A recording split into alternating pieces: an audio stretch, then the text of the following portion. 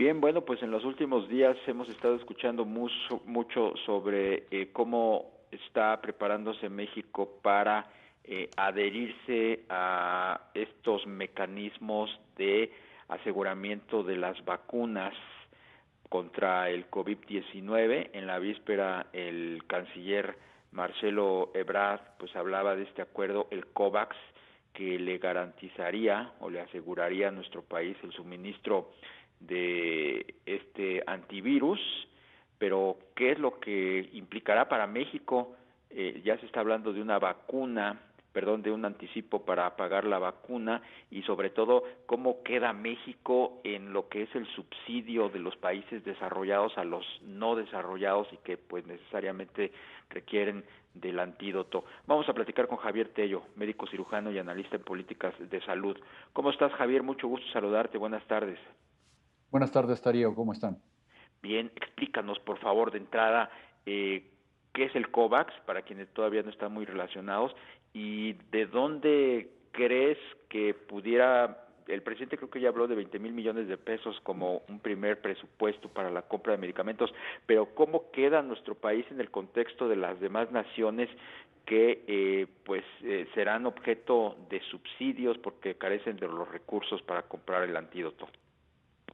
Bueno, primero que nada, COVAX es, vamos a decir así, es un consorcio el cual está liderado por varias instancias. La primera de ellas es Gavi, que es una forma de participación público-privada internacional donde hay mucha gente como la Fundación Bill and Melinda Gates, donde está la ONU, perdón, la Organización Mundial de la Salud, donde hay ONGs internacionales.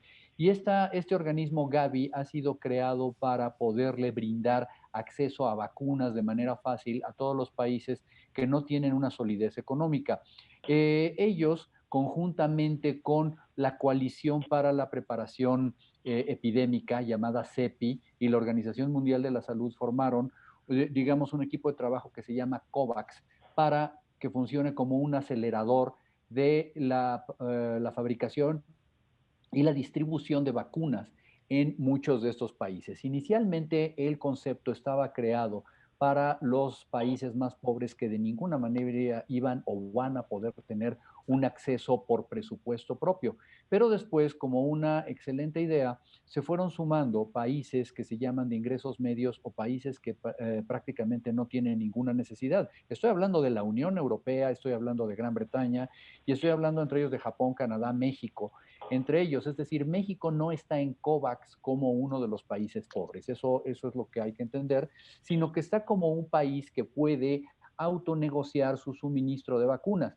El estar en COVAX, vamos a tratar de entenderlo un poquito como un club de precios, pero esto se financia a través de estas aportaciones como enganches, como adelantos que se van dando sobre el número de vacunas disponible. ¿Qué se garantiza con esto? Que por lo menos el 20% de la población de los países que estén ahí en este consorcio puedan tener acceso a una vacuna. México entró a participar por mediación de la Cancillería y habíamos estado en negociaciones durante algún tiempo. Había un deadline que era el pasado 18 de septiembre. El 18 de septiembre se pidió un poco más de tiempo junto con otros países para ver algunas cuestiones y se llegó a la conclusión que la mejor participación que podía tener México, y se firmó la semana pasada, era con que México estuviera haciendo un compromiso para adquirir vacunas para 25 millones de personas a través de este mecanismo COVAX. Este 25 millones que corresponde más o menos al 20% de la población que pudiera tener México, y ante los cuales el día 9 de agosto vamos a tener que pagar cerca de 87 millones de dólares como depósito, es decir, 25 millones multiplicado por 3.5 dólares.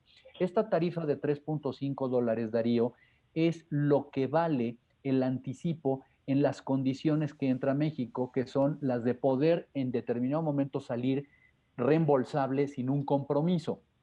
¿Por qué? Porque pudimos haber accedido a un precio más barato de enganche, pero esto nos comprometía a comprarlo. Y nosotros, además, estamos buscando Igual, a través de la Cancillería, estamos buscando con otros proveedores en el mundo, primero, compras directas negociadas con los laboratorios y también se está buscando otro tipo de desarrollos a nivel local. Entonces, digamos que, en resumen, el día 9 de agosto México va a tener que pagar 1.900 millones de pesos o 87.5 millones de dólares aproximadamente, ¿no? La gran pregunta aquí es, ¿de dónde vamos a salir el dinero? Ese es otro capítulo completamente distinto, ¿no? Sí, efectivamente, Javier, buenas tardes. Te saluda Rogelio Vareles, donde quería dirigir la pregunta. No Claro. está en el proyecto de presupuesto de egresos para el 2021, pues ninguna partida especial para el tema de vacunas. ¿Y cuánto podría gastar México en ese rubro? No sé si nos puedas comentar algo.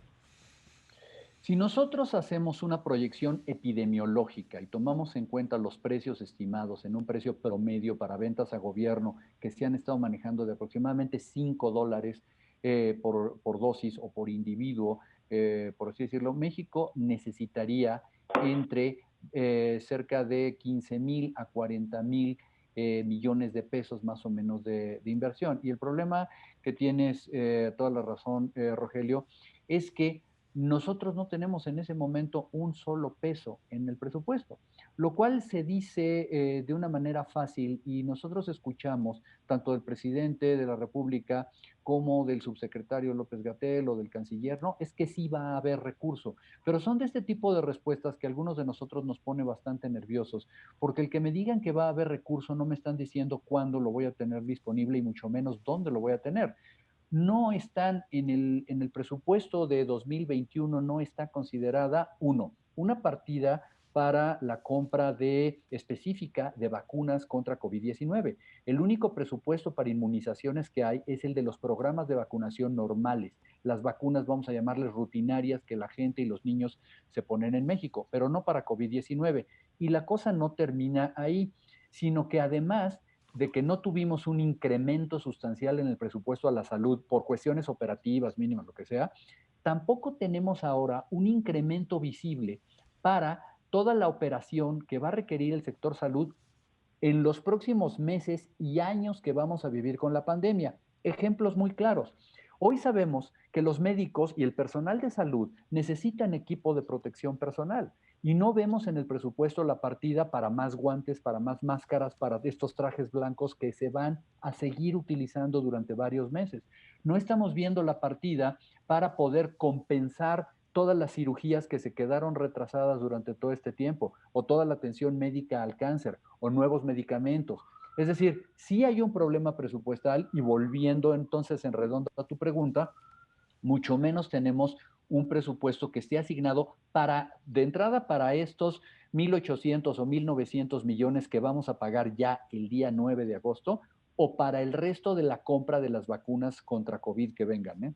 Oye, Javier, ¿y no será que el gobierno del presidente López Obrador está pensando en que sean las empresas privadas las que paguen por esas vacunas? Hemos visto que el presidente le encomendó al canciller Marcelo Ebrard las negociaciones con los gobiernos y con las empresas. Ahí está el caso de AstraZeneca con la Fundación Slim, ahí están los de Lance Steiner Scientific con la vacuna rusa, los chinos pues estarán entrando, Pfizer y la Moderna con su respectiva opción. ¿No será que se les endose a las empresas privadas ese tema? No, solo una parte, Darío, solo una parte. Por ejemplo, en el caso de AstraZeneca con Oxford, lo que hizo la Fundación Carlos Slim fue patrocinar toda la parte que tiene que ver con el desarrollo inicial en una parte de Latinoamérica que no es Brasil. Esto significa que ese dinero que está poniendo la Fundación Carlos Slim va a ayudar al desarrollo acelerado, digamos que se comience a fabricar la vacuna aún antes de ser aprobada. En caso de que no llegue a la aprobación, esperemos que no, pero en caso de que no tenga la aprobación, todo ese gasto corrió a riesgo de la fundación y entonces México no lo arriesgó. Pero al final del día, tanto AstraZeneca como las otras empresas como Janssen, como Sanofi, como todo aquel que quiera venderle al gobierno mexicano, le va a tener que hacer un precio y seguramente que van a entrar en una licitación o en un concurso. Y para fines de la participación, evidentemente, de la Cancillería, es donde estamos viendo que se están teniendo las relaciones directas con las empresas en sus casas matrices, cosa que yo no veo mucha lógica, porque todos están perfectamente, salvo algunas, la empresa china y los rusos, pero todas están representadas en México y son negocios que se pueden hacer aquí directamente. ¿Qué te puedo decir? Que seguramente que la parte que absorberían estas empresas privadas sería muchísimo, tanto parte del riesgo del desarrollo y la otra, que no es un tema menor, la realización de protocolos de fase 3. Esto facilita mucho las cosas, porque si yo hago, una investigación con 60,000 pacientes en el mundo, de los cuales 5,000 son mexicanos, yo ya sé que hay una población de mexicanos que estuvieron, que formaron parte de este estudio clínico, y eso va a facilitar muchísimo los trámites de registro de una eventual vacuna. Pues Javier Tello, médico cirujano y analista en políticas de salud, te apreciamos mucho estos minutos. Muchas gracias por la entrevista. Darío, Rogelio, muchísimas gracias.